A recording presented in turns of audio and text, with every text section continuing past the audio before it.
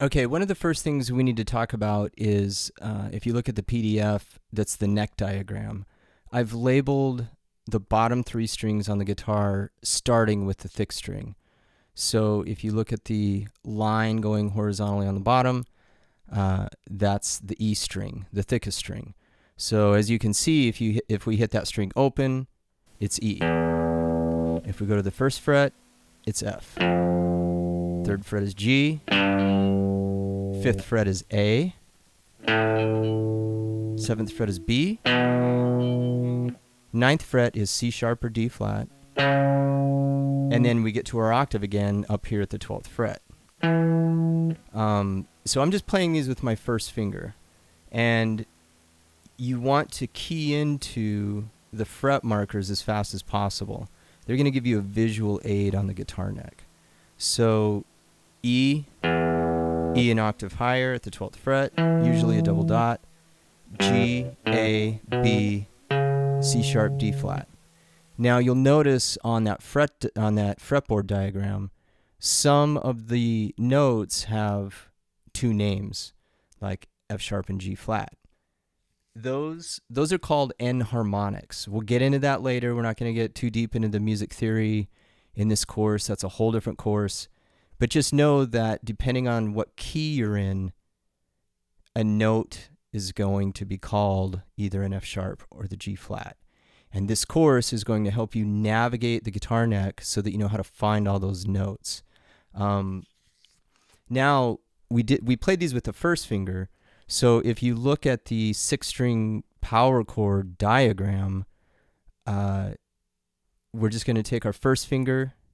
If we put it in the 3rd fret on the thick string, and we put our 3rd finger on the 5th string, so we're in the 3rd fret and the 5th fret on the 5th string, and we just hit those two strings, that's a G power chord.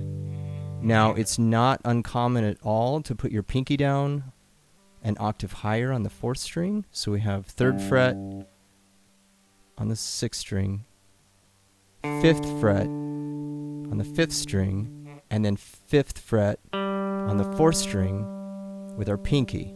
So we hit 3 strings, still a power chord. This is a G, this is a G an octave higher, this is a D. You'll learn all that as we go.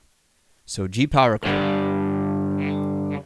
So for the purpose of this course, the way I've written everything is just with the 2 fingers, because a lot of beginning students, the pinky's the weakest finger. It'll be the hardest to deal with. What we want to do here is just get you moving and playing. The purpose of this course is to learn the fretboard. So you can take this information with you and utilize it in any style of music, on acoustic guitar or electric guitar, with a ton of distortion or clean. It doesn't matter. So for right now, for this whole course, I'm just going to play everything with fingers 1 and 3. I would suggest you do that if you're a beginning student. If you've been playing for a little bit and you want to start working on that pinky strength, then just put the pinky up top on the 4th string. So if I take this power chord that I just showed you, the G power chord, all we have to do is slide that around. My first finger is the root. That tells me the name of the chord. And when you see a 5 after a chord, that means power chord. So if you see G5, that means play a power chord. A G is just a regular G chord. Power chord has the 5 after it. So if you think about just taking this chord shape and sliding it up and down the 6th string, you're just trying to keep track of where your first finger is. That will tell you the name of the chord. So if I play G here, if I go up 2 frets, that's an A power chord. If I go down to the 1st fret, that's an F power chord. So we're just sliding that shape around on the 6th string. If we take that same shape and we move it to the 5th string, so if I have my first finger in the 3rd fret on the 5th string, my 3rd finger in the 5th fret on the 4th string, That's a C power chord. So if you look at the notes on that fretboard diagram, starting on the 5th string, we have A, C, D, E, F sharp or G flat. We have a G at the 10th fret, and we have an A. That's our octave again. So A and A. Okay, now when we play, we have some options on the thick string with an E power chord. We could play it at the 12th fret. We could play it open, because remember the 6th string open is E. So now we play it like this. That's an E power chord. If we go to the 12th fret, that's an E power chord. On the 5th string, this is A. And then on the 5th string at the 12th fret with our 1st finger, and our 3rd finger down, that's an A power chord as well. Okay, so keep in mind,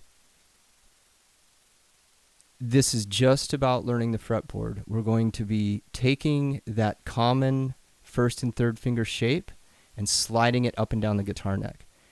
The beauty of the guitar is, because of the way it's tuned and the way this all works out, these chord shapes are movable. So you're just taking a shape. Once you learn one shape, you learn 12, because you just move it up or down on the 6th, the 5th, and the 4th string. So once you learn this one shape, you'll know half of the guitar neck by heart. You'll have it memorized.